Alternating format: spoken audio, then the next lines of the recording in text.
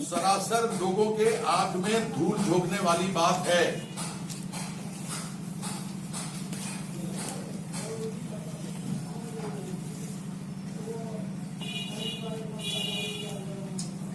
यदि राज्य सरकार की मंशा सही रहती तो पूर्व में ही स्थल चयन कर भूमि अधिग्रहण की कार्रवाई पूरी कर ली गई होती।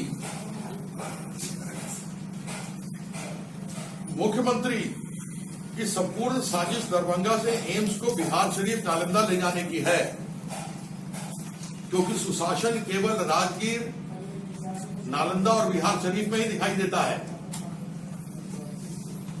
इसके अलावा सुशासन कहीं नहीं है।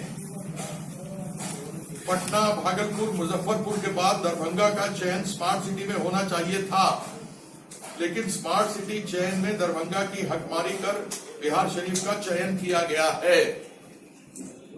हालांकि स्मार्ट सिटी में अभी तक कोई काम शुरू नहीं हुआ, जबकि मिथिला संस्कृति का प्रतिनिधित्व करने वाला शहर दरभंगा वंचित हो गया। सुशासन का यही तकाजा है। मेडिकल कॉलेज सुशासन की देन नहीं है, इंजीनियरिंग कॉलेज सुशासन की देन नहीं है, पॉलिटेक्निक सुशासन की देन नहीं है, आईटीआई सुशासन की देन नहीं है, विश्वविद्यालय भी सुशासन की देन नहीं है। लेकिन पूर्व से ही अनेकों साल से ही वह दरभंगा में स्थापित है। वेटरनरी कृषि डेयरी यहां नहीं मिली, आईआईटी, आईआईएम नहीं मिली, यहां पर इन ऐसी चीजों को नहीं खोला गया।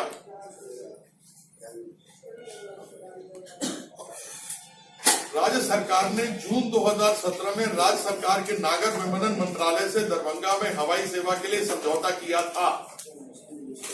चूंकि मामला दरभंगा का था, इसलिए मुख्यमंत्री ने 30 एकड़ जमीन का आज तक अधिग्रहण नहीं किया।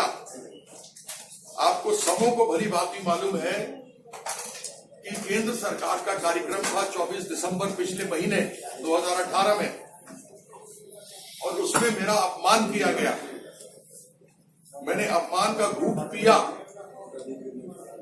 लेकिन जब वहां पर मिथिलांचल के लोग यह पूछने लगे कि सांसद का भी सम्मान क्यों नहीं हो रहा, यह केंद्र सरकार की योजना है, तो उनको लाठियां बरसाई गई, मारा गया।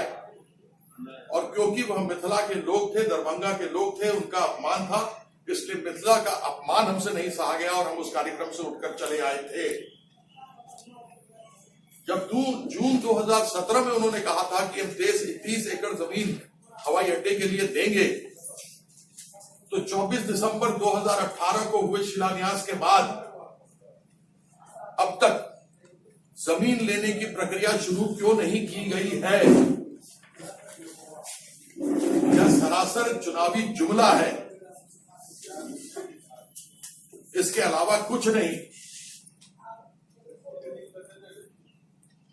मिथिलांचल को विकास से वंचित रखना, दरभंगा जो हृदय स्थली है मिथिलांचल की, उसके साथ इस प्रकार से व्यवहार करना, यानी उत्तर बिहार मिथिलांचल के लोगों को तिरस्कार करना है। 2013 में स्वीकृत दरभंगा शहर के लिए ओवरब्रिज वर्षों बीतने के बाद भी जमीन अधिग्रहण नहीं कर चुनाव के वक्त 200 करोड़ की राशि की स्वीकृति की गई है। इसमें भी आज हमने अखबार में पढ़ा और बहुत ही हास्यास्पद है कि प्रोविजनल प्रोजेक्ट रिपोर्ट, ये हम पहली बार सुन रहे हैं।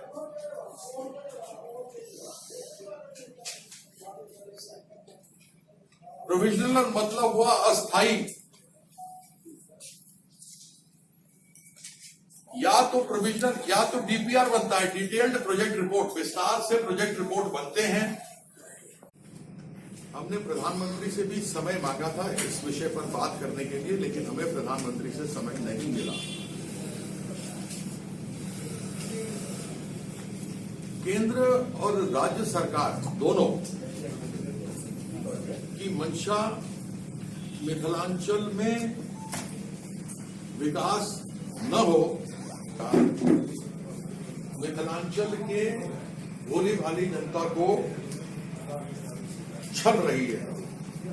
उनकी कभी मंशा नहीं रही कि मिथिलांचल का विकास हो। जबकि केंद्र बजट में बिहार के लिए दूसरे एम्स का प्रावधान किए जाने के बाद भी स्थल चयन में राज्य सरकार ने 3 वर्षों का समय लगा दिया। हमारे यह बात समझ के परे है कि जो एम्स 2015 में स्वीकृत हुआ था उसको चुनाव के 3 महीने पहले क्यों उसकी घोषणा की गई, 3 साल पहले क्यों नहीं?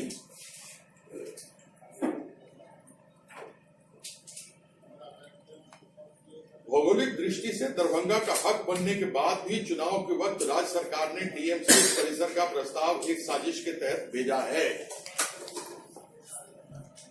257 एकड़ जमीन है। केंद्र सरकार ने जो आपत्तियां लगाई हैं वो यह है कि बहुत नीचे है, यहां पानी भर जाएगा, भर जाता है, यहां हेरिटेज बिल्डिंग है, रेलवे के पार जमीन है। हमने देश में अनेकों जगह पर सरकारी अस्पताल, एम्स भी देखे हैं जहां पर अंडरपास, रोड के नीचे अंडरपास बना करके जोड़ा गया है। वह रोड भी 90 फीट चौड़ा है केवल। रेलवे के पार कर्मचारियों के रहने के लिए, नर्सों के रहने के लिए उनका हॉस्टल बनाया जा सकता है। हेरिटेज बिल्डिंग में ओपीडी चल सकती है। आपको पता होना चाहिए डीएमसीएच की स्थापना 1926 में हुई थी, जब महाराजा धीराज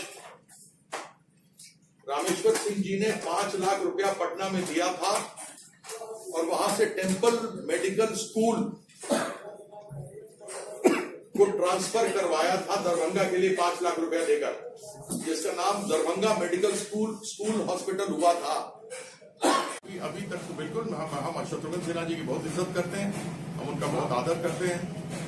वो स्पष्टवादी व्यक्ति हैं, स्पष्ट बोलते हैं और यह बेबाकी उनकी हम भी करने का प्रयास करते हैं। अच्छा सांसद जी,